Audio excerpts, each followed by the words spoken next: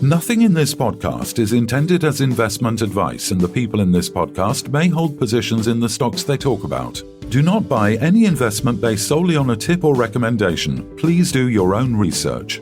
Hello and welcome to the Midweek Takeaway North Sea Oil and Gas Special. Today we're joined by a select panel of industry experts to mull over the current investment in North Sea oil and gas and more homegrown energy, the proposed windfall tax, very controversial, and our dependence on Russian gas and decisions to phase out Russian oil imports, plus the current energy price hikes, which are crippling both the public and businesses, whilst oil majors report record profits. So without further ado, I guess I'll allow the guests to introduce themselves, starting with you, Steve. Right. Hello. So I'm Steve Brown. I'm CEO of Orcadian Energy. If you haven't heard of us, we have a development project in the central North Sea called the Pilot Oil Field. It's a viscous oil field, 80 million barrels recoverable, and those have been audited by Sproul. So we've got a mark of endorsement there from them. We're out in the market looking for partners to develop this oil field. And I think developing oil fields is what the UK needs to get going. Hi guys, I'm Malcy, and I write a blog, which is what most people know me for, although I've been a consultant in the oil and gas business for a long time. I started at Wood Mackenzie, actually 40 odd years ago in August 1979, and I've been in the oil industry ever since. Obviously, I write an independent blog which reflects, differing views than you might get in the oil industry in general, and that reaches out to a lot of retail investors who were disenfranchised by the EU when MiFID II came in and effectively stopped investment banks and brokers writing research and putting it out in the traditional way. So that's what I do. And I'm Mike Cooper, MD for TROVE for Subsurface. We're a consultancy that has one of the largest energy databases available. It's a technical database with mainly subsurface and infrastructure information.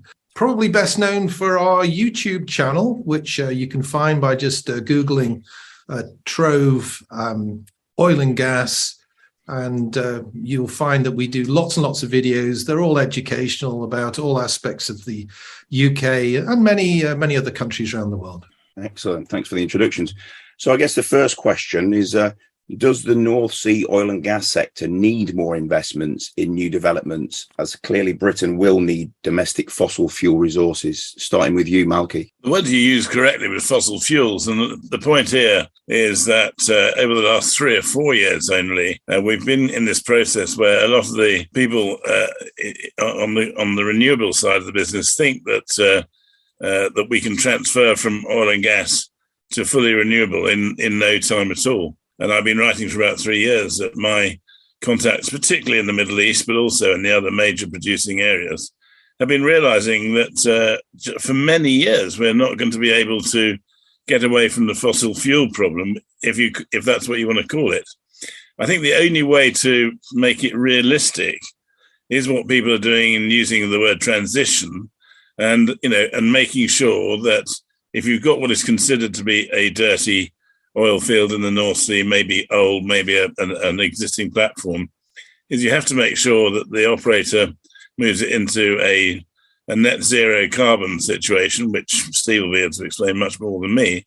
But the point is, fossil fuels are here to stay for some considerable time, and how and where we do it is down to the oil industry. But I would say transition, move to gas, and a net zero and carbon free, if at all possible. We've already seen it in some fields in the North Sea, which are electrically powered and virtually zero carbon already. So that's my first starter for 10. Yeah. So actually, I'll refer to an article I saw in Energy Voice this morning, where Simon Ruddy, the head of Shell in the UK, was saying, we really do have to invest in developments in the North Sea.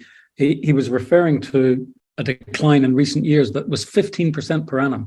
If the oil production in the UK declines at 15% per annum, it'll be no time before it's gone. And the only way you stop that is by investing in new developments. And actually, there's a raft of very good projects out there ready to go. There's the Rosebank project. Equinor submitted their environmental statement just recently. That's a 300 million barrel project in deep water. There's Cambo. Cambo will be back. The protesters won't have to rewrite any new signs, but Cambo will go this time. There's Clare South. There's Isabella. And then there's actually 3 projects in the hands of small companies that are all looking for partners. So there's the Buchan project that Jersey have, there's the pilot project that we have, and the Perth project that Parkmead have. And, we need all of these projects to be developed. This is the point. We need all of the above. We need all the wind we can get, we need all the solar we can get, and we need all the oil and gas we can get. And one of the reasons we need new developments in the North Sea is new developments can, as Malcy was saying, be much cleaner than old developments. There are some platforms in the North Sea where the emissions per barrel produced are up around 100 kilograms of CO2 per barrel. And it's because they've been producing for years. They're just, it's 95% water cut. The oil's dribbling out. You're putting lots of energy in to get the oil out. A new development like our pilot field can be 2.6 kilograms of CO2 per barrel, right down there. And what the activists miss when they say just stop oil and so on is if you don't refresh the production base, all you're left with is that old high emissions production. So it's absolutely consistent to be investing in new developments, and the UK needs it more than anyone. Yeah, I mean, I concur with both Malcy and Steve that, fossil fuels are going to be a part of the energy mix all the way through to a transition to net zero. It is going to take time, probably decades. And, what we really need to see is greater efficiency. Now, if we can develop our own indigenous resources, from the North Sea, from onshore, from wherever it might be, and Steve mentioned a number of projects which really should be looked long and hard at and could be economic and brought forward. But, if we don't do that, what we're going to see greater pressure, more imports, and essentially the carbon footprint actually is going to rise. Now, last year, there wasn't a single onshore well drilled. Offshore, we're at an all-time low for exploration drilling. Exploration is the start of the cycle. We start with exploration, then we appraise our discoveries, and then when they reach a point of maturity, we can then sanction them and put them onto production. Now, very few projects have come forward in the last few years. The declining production is a great concern. And whilst we totally support, and as a consultancy, we look at, geothermal, at wind, at solar, at all sorts of alternative or renewable energy sources, we need oil and gas, and we need it all the time. There's one other point, actually. We must well get it out in the open straight away because it's been going on for a very long time, is that, and government policy has got a lot to be blamed for all this, over 30 years. The gas storage is the simplest thing you ever did see. Now, people like me get data from the States into my inbox every week. Every single week of the year, it says during the winter, how many therms we've taken out, which we've of the storage, and in the summer, how many therms we've put into storage. So it is perfectly possible. It's very simple. We have fields in the southern North Sea, which are empty, and we have exactly the same seasonal pattern, as we're about to find out. And only in recent weeks have they said they might just let the rough fields start up again. It is absolutely common sense. It's a no-brainer. I know we're not in the North Sea. It's a bit like saying, don't let the county councils make the decisions about planning permission for onshore oil and gas in the UK. But this is an even easier one. And it was taken away because people weren't prepared to guarantee the gas prices for the longer term. And we now know how stupid that was, but we can now guarantee gas prices. And I bet Steve is absolutely totally in agreement. But in terms of guaranteeing gas prices, you can afford politically and profitably to store gas in the southern North Sea. Yeah, you've got that huge, is it Harland and Wolff situation in Island McGee in Northern Ireland? They have the ability to store huge amounts of gas now, and obviously it's been passed now, I think, but they need to get on and be doing those things, I would imagine. And you've got a pipeline between Ireland and the UK. Yeah. So, why not? Why not? It doesn't make any sense. Yeah, Malky is absolutely right. The lack of gas storage in the UK it's actually criminal. It's just it's crazy that we got ourselves in this position that Rough was allowed to shut down. It was insane. But the trouble is, it takes long-term thinking, and I'm not one to criticize governments because that's not good for your go on. Health. Go on. The politicians are thinking about the next vote. We've got a whole hour on 10 years ahead. Right, yeah. So, politicians tend not to be able to do the long-term thinking because it takes an awful lot more capital to get energy from a renewable system than it does from oil and gas. The IEA published a chart showing how they needed to have this big ramp up in investment in renewables. And they showed next to it, a chart showing oil and gas investment, but they did it on completely different scales. I'll come on and ask you a question in a minute about the tax and what's happening in the UK. But interestingly, about this renewable situation that we've all mentioned, obviously, in terms of transition or movement to it. But does anybody honestly believe that we have the structures in place to build this many electric cars? We don't have the lithium. We don't have the copper, probably. We don't have the graphite, for these lithium-ion batteries. We don't have any of that stuff. And I'm not just talking about the UK here. I'm talking about the world. We probably don't have the steel because we don't have enough metallurgical coal to create the steel from the iron ore. So how is this going to happen? I mean, have any of you got any views on that? Malcy, what do you think? My guess would be that by the time we get to being able to produce an electric car with a battery that you can lift out of it, the electric car will have gone by then. It'll be something different.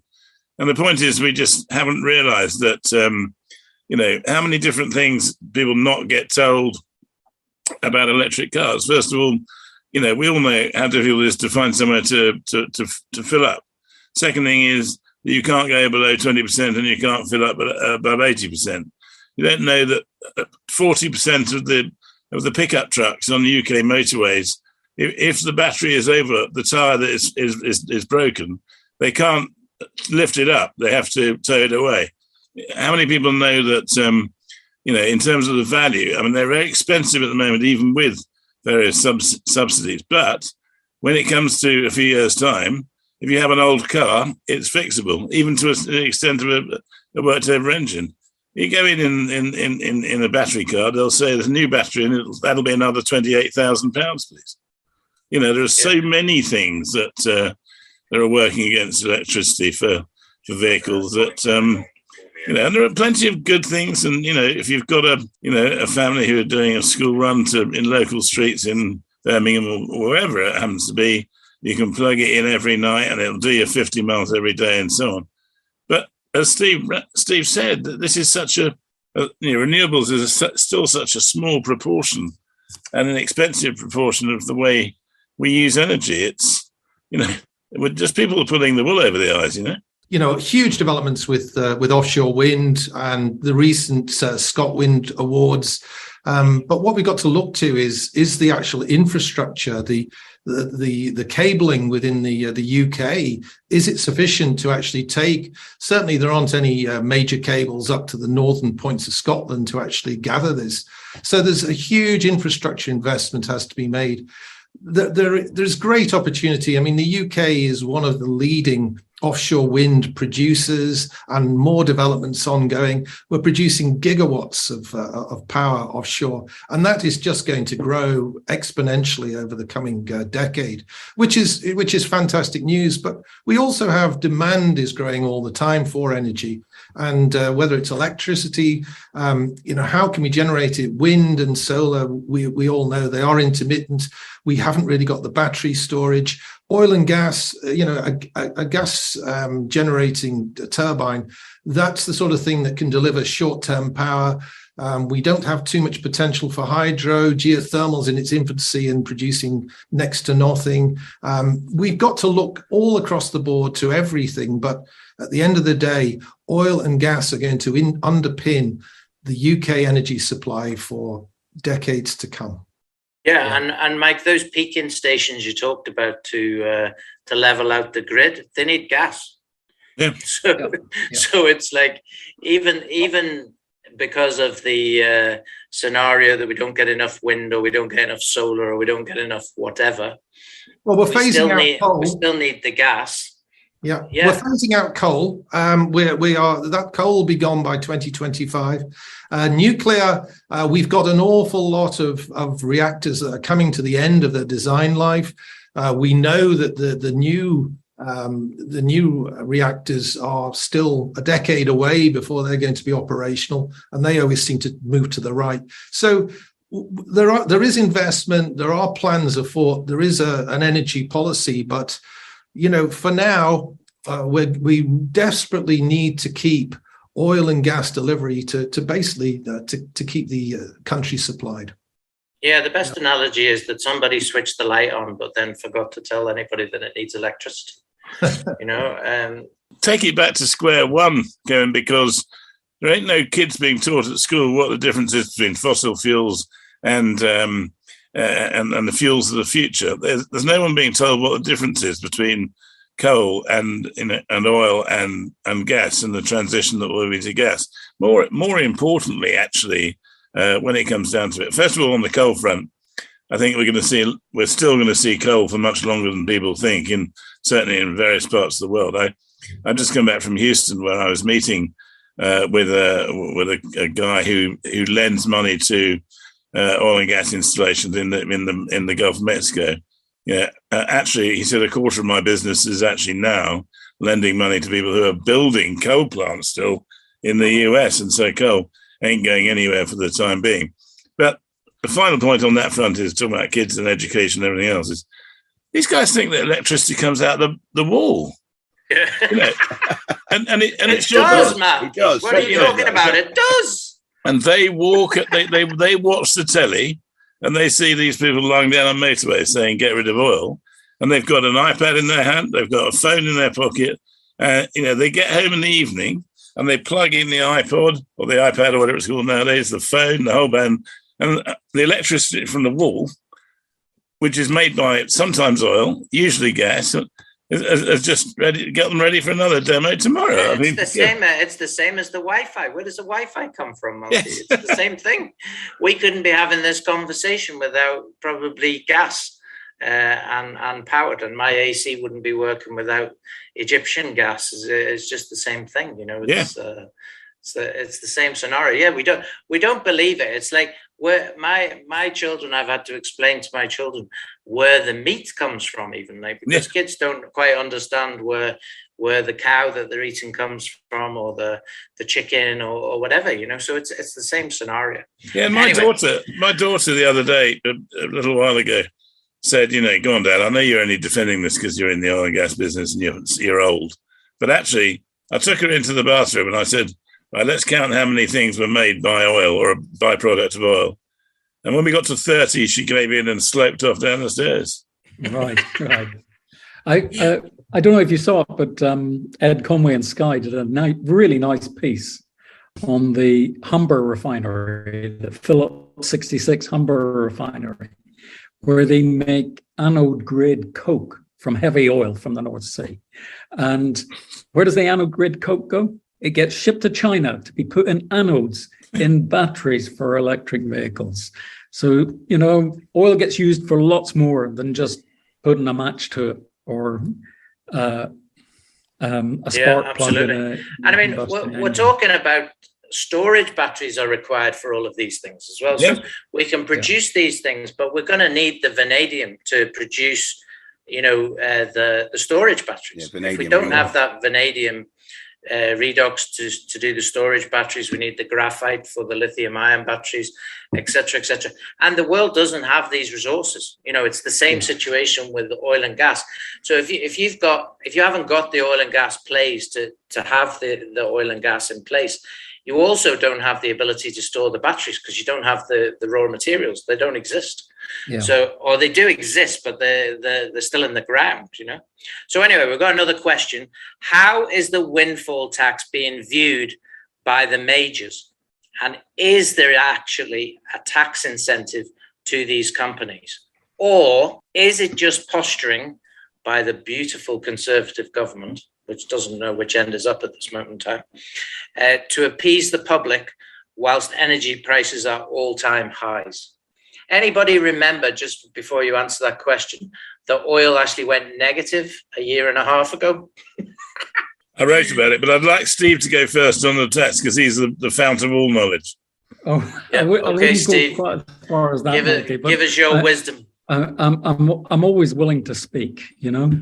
So, I mean, I look at the energy profits levy, and I actually look at it and say, this is a pretty well constructed tax. If what you want to do is to make oil and gas companies that are producing lots of oil and gas in the North Sea put their hands in their pockets and kick off some development projects, because nobody likes waking up on the morning of the 25th of May to see that Rishi has slapped another 25% tax on their profits. Nobody likes that. But he chucked in an extra clause, which was, you don't just get 25% back on your energy profits levy payments, you get another 20% as a super deduction. And when you add up all the deductions, before first oil in a new project, you get 75% back. Overall, you get 91.25% back. So he's changed the economics of an awful lot of these development projects in a pretty clever way. I think the industry will get there soon. I can see, Equinor with their statements around Rosebank are recognizing that, they won't pay any energy profits levy if they do the Rosebank project. They're only producing about 20,000 barrels a day from Mariner.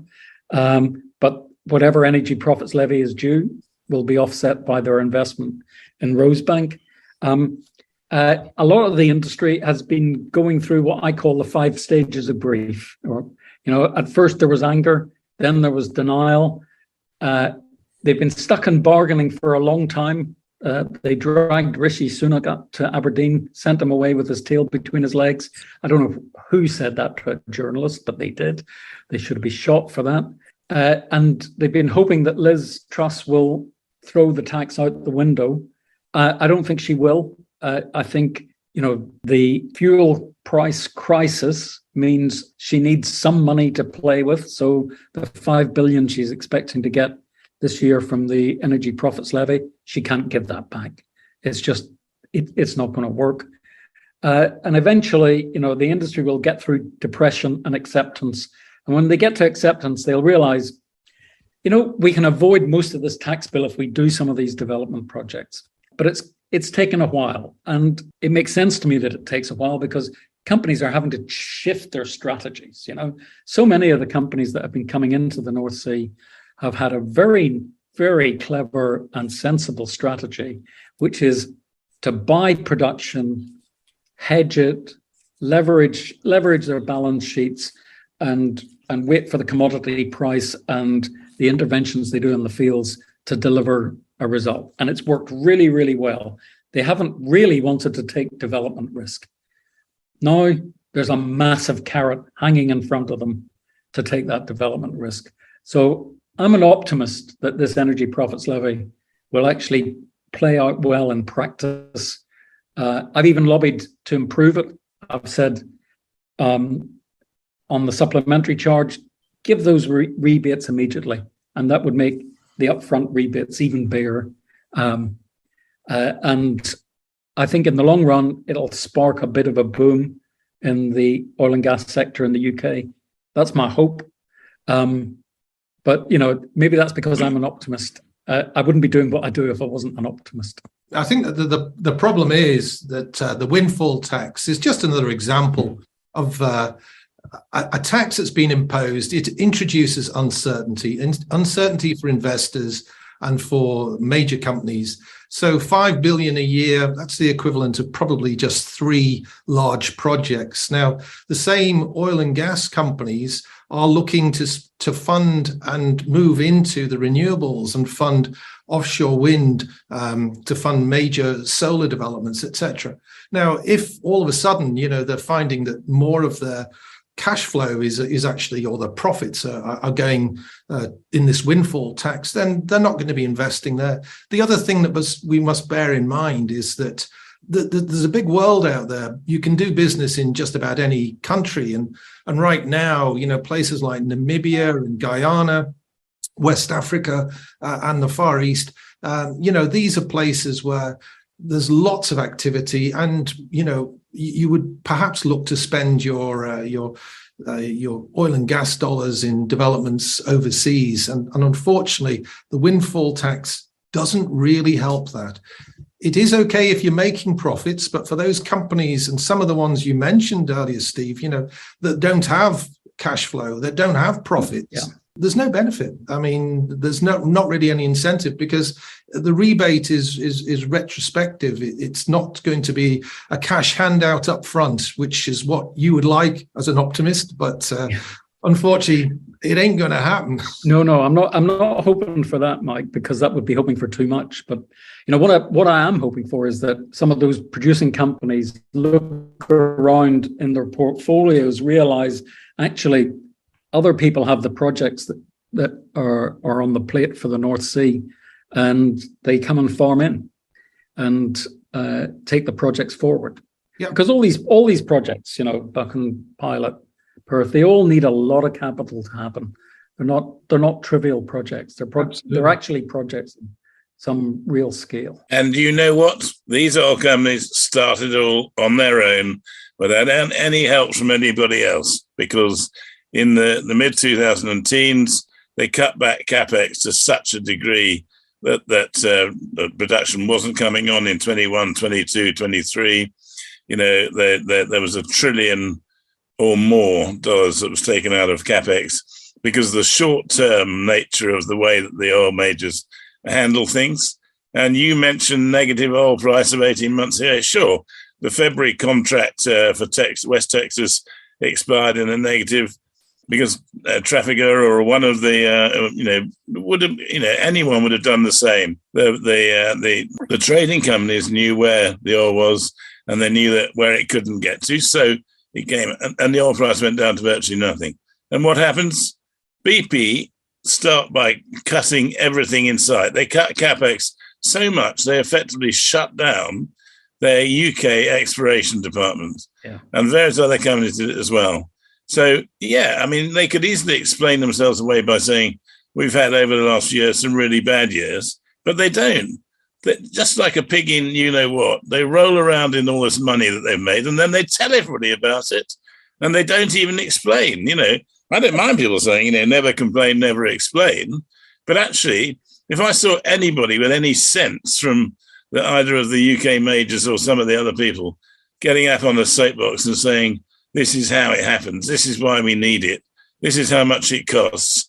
And that's why when we have a good year, we shouldn't be taxed by the government. And that'll be fine.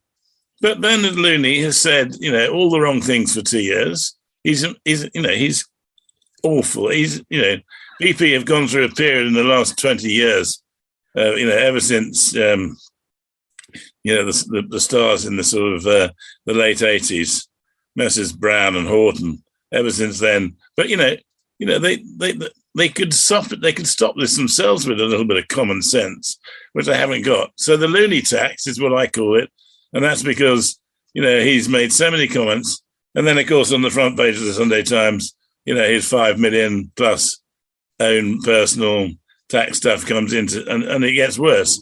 I think Steve is exactly right. If you use the tax right and you invest in the right way, and you take the all of the bits and pieces that you're allowed to, fine.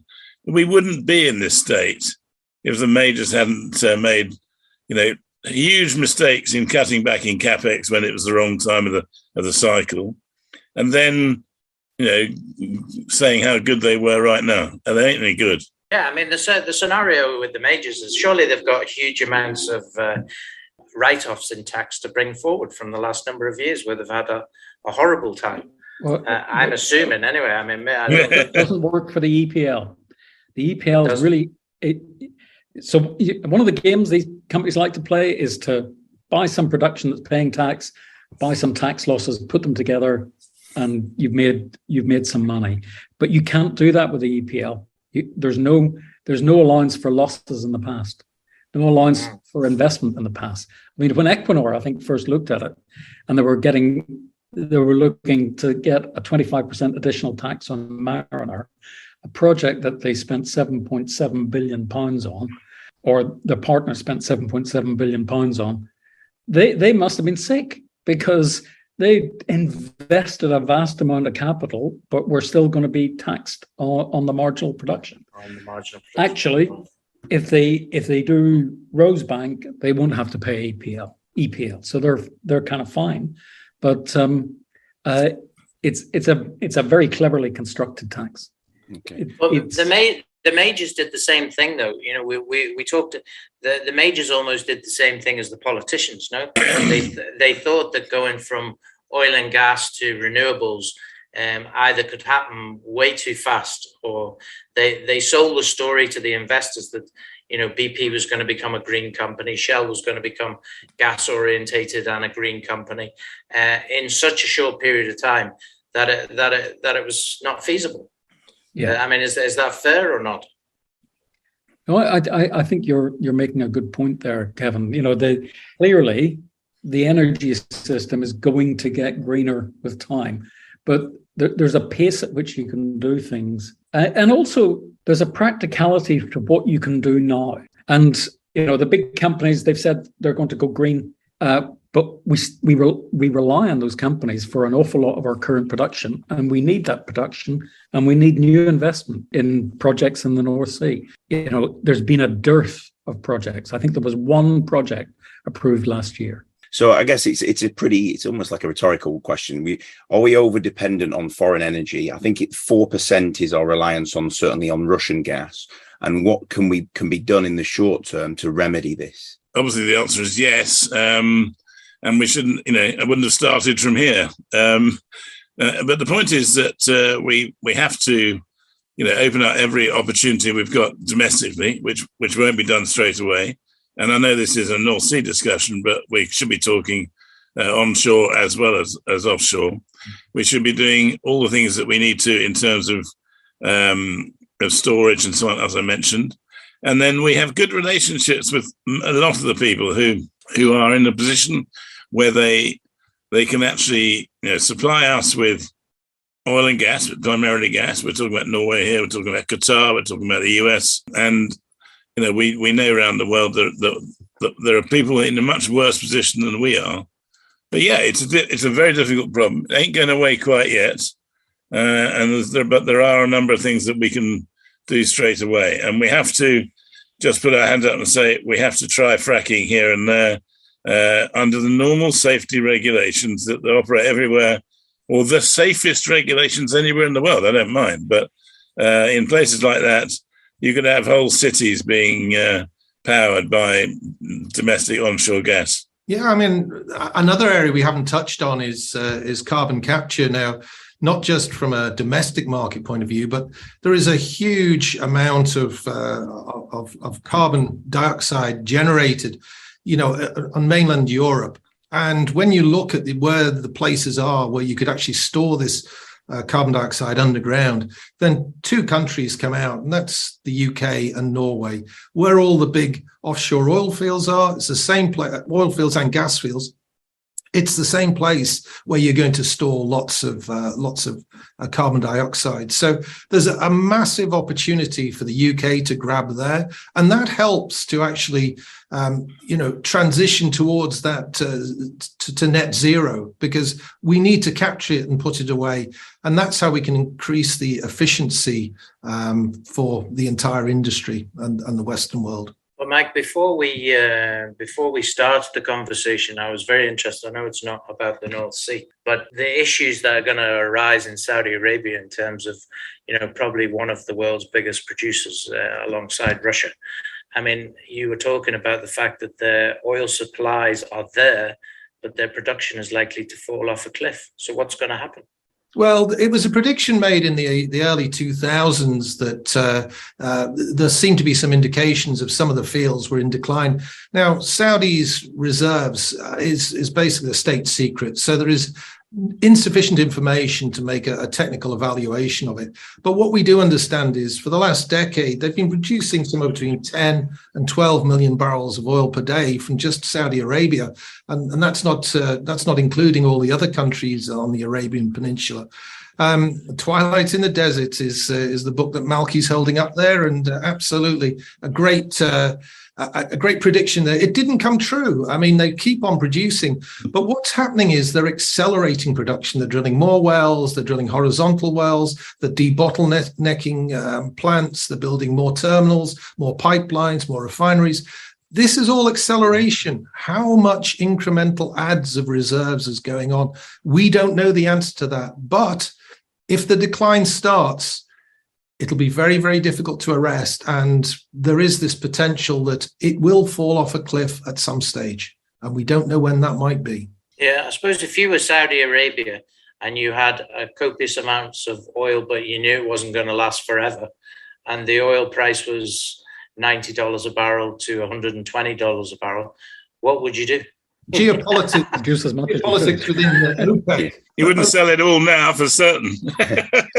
You do what they're doing at the moment, keeping a number of barrels a day back. And what hasn't been mentioned in this whole palaver about Saudi in the summer is that in the old days, Saudi produced what they wanted when they wanted, and domestic power for air conditioning and so on, they just didn't have it.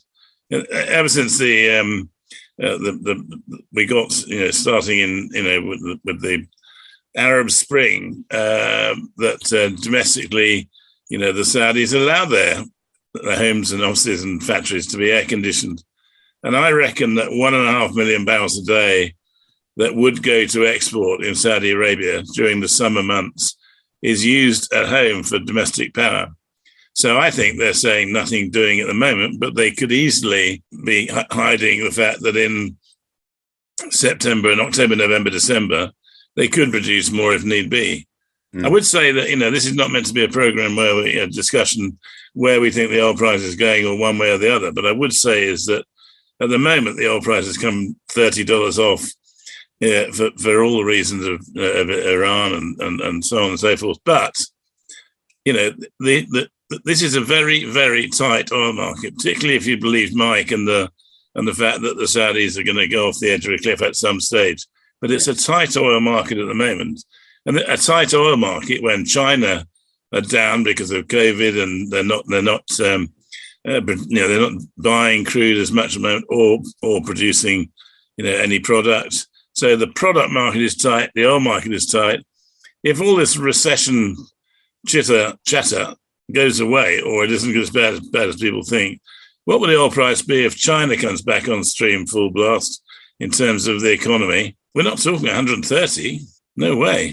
One thing that amazes me about Saudi is you've got the US, who were really didn't have great relationships with, was it the murder of Jamal Khashoggi? And then all of a sudden, since the issue with Russia and Ukraine, you've got Biden's visit to Saudi palling up with them. It just shows you how fickle the whole world is in that sense, doesn't it? Well, it's not just Sleepy Joe, for goodness sake. I mean, before the election, he was the new green president that we were going to have. No more pipelines, no more federal leases, no more cutting deals with the Saudis.